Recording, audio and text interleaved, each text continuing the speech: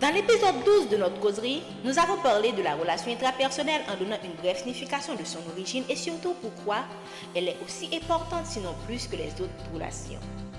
Aujourd'hui, nous irons en détail en abordant les 3 principaux éléments qui permettent de bâtir et d'entretenir une saine relation avec soi-même. Bonjour, bonsoir, bienvenue dans notre émission Causerie du jour. Une séance d'échange sur la spiritualité et le développement personnel pour vous aider à voir vous le meilleur.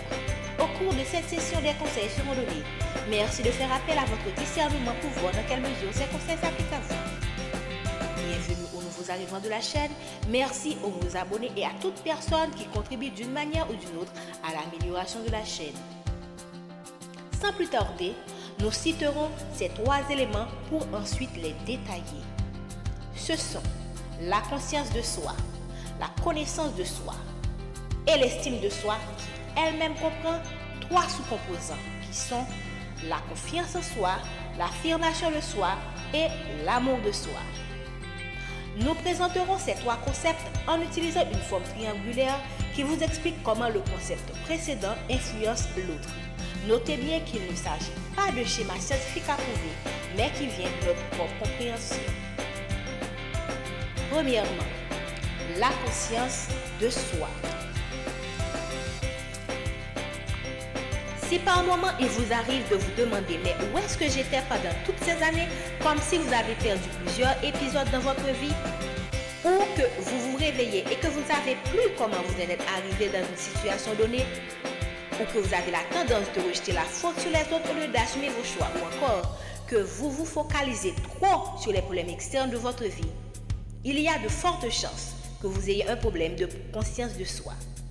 En fait, la majorité d'entre nous a, à un niveau ou à un autre, cette faille en nous car le terme en soi est bien peu connu.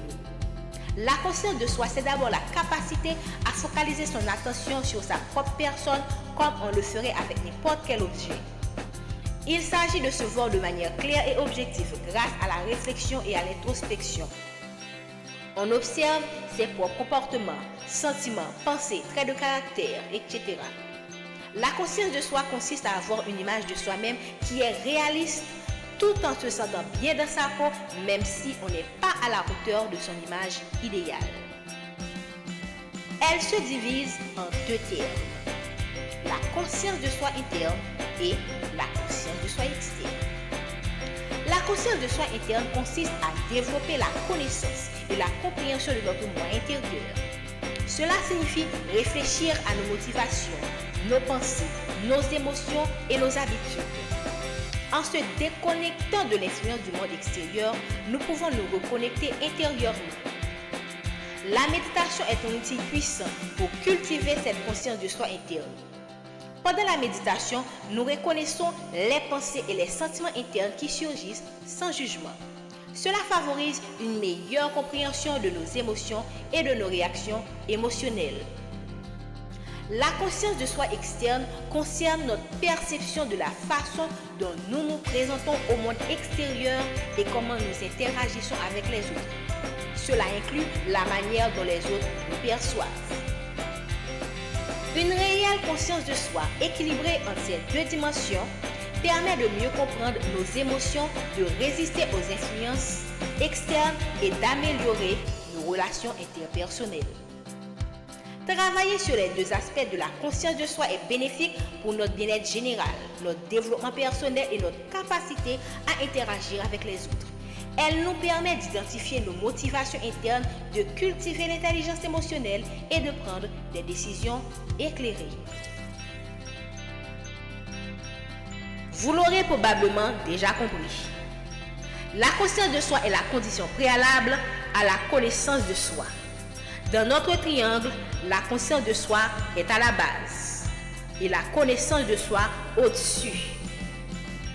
Une fois que vous avez décidé le processus de conscience de soi, vous entrez dans une phase d'exploration de soi qui va aboutir à la connaissance de soi qui vous pousse à explorer vos défauts, vos qualités, vos atouts, vos rêves, vos compétences, qui vous êtes, qui vous avez été, qui vous voulez être et surtout qui vous ne voulez plus être. Nous vous invitons à regarder l'épisode 4 de notre émission qui explique pourquoi il est important de se connaître.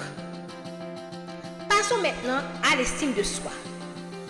Dans notre triangle, la connaissance de soi se trouve après la conscience de soi, tout comme l'estime de soi se trouve après la connaissance de soi. Si cela vous laisse perplexe, je vais vous poser une simple question. Comment pouvez-vous avoir de l'estime pour vous si vous ne savez pas exactement comment estimer?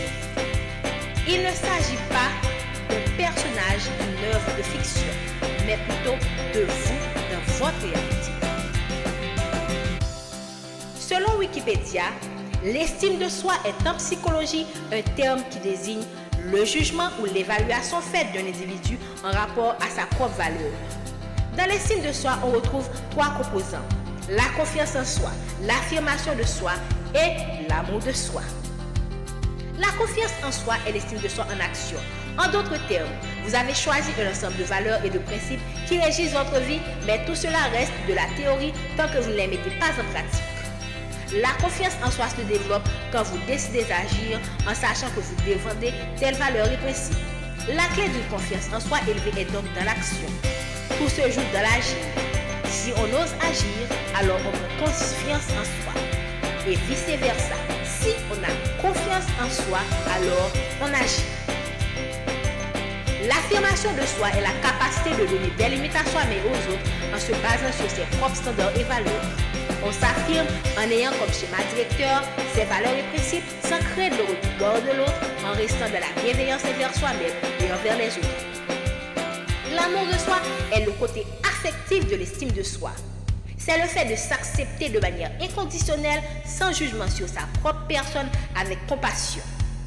L'amour de soi permet de regarder nos échecs avec un regard humain et bienveillant sur nous-mêmes. C'est grâce aussi à l'amour de soi que nous pouvons rebondir. À noter que l'amour de soi est différent de l'amour propre, qui est un sentiment très vif de sa dignité. Conclusion. Dans la série Relations intrapersonnelles, aujourd'hui nous avons parlé des 3 composants qui contribuent à avoir une bonne relation saine avec soi-même.